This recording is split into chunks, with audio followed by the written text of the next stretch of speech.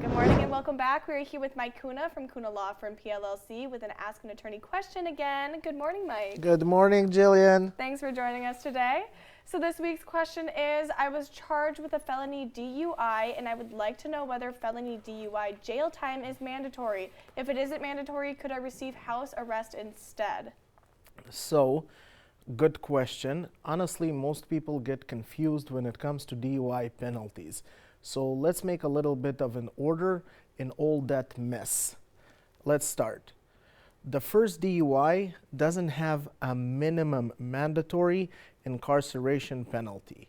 However, if somebody committed an aggravated DUI, then they have to serve at least 2 days of incarceration, although that sentence might be commuted to community service.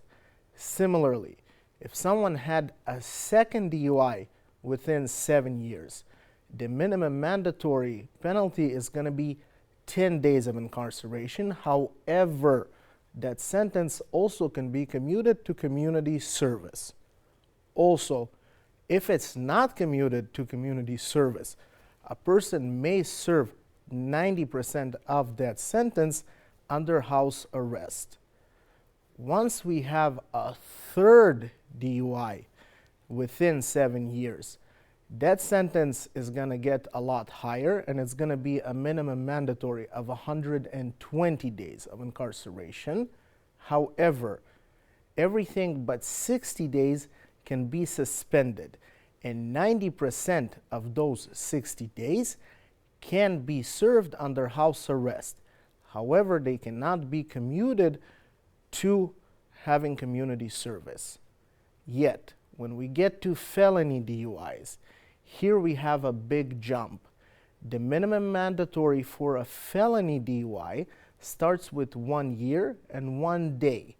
However, everything but 1 year can be suspended, so it's going to be still 1 year of incarceration. Here we cannot commute the sentence to community service or have it under house arrest. Also, if we have a DUI that's not a fourth DUI, however, it caused a serious injury, a person will still get a minimum mandatory of 1 year of incarceration. And if the person has prior DUI convictions, they can get 2 years of minimum mandatory sentence of incarceration. Now, if a person caused a wrongful death, even if it's for an unborn baby, that sentence is going to be a minimum of 3 years of incarceration. And if a person had prior DUIs, it can even be 10 years of minimum mandatory incarceration. Further, these cases are very serious and based on the smallest of details. They have to be treated seriously and not played with. When I get a DUI case, the first thing I do is file a Rule 16 discovery request because I need to check in any way, shape, or form if the state had made a mistake. That can help me both in court and in negotiating a plea agreement outside of the courtroom.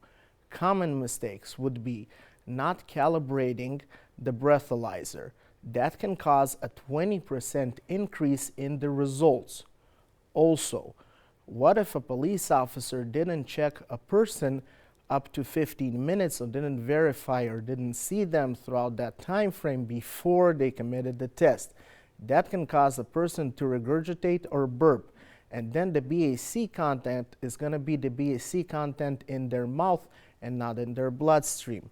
There are other issues with police reports and evidence that were not achieved properly. For example, an unlawful traffic stop that can cause all evidence to be dismissed as part of the exclusionary rule. All right, well, that sounded like there was a lot of layers to that, and I actually learned a lot from just that short 5 minutes. So I know that if you guys have any legal questions that pertain to a DUI or anything else, just always go to Mike here because he will always have your answer. If you have any other legal questions you'd like to ask, you can visit our website at valleynewslive.com and click on the Ask an Attorney tab.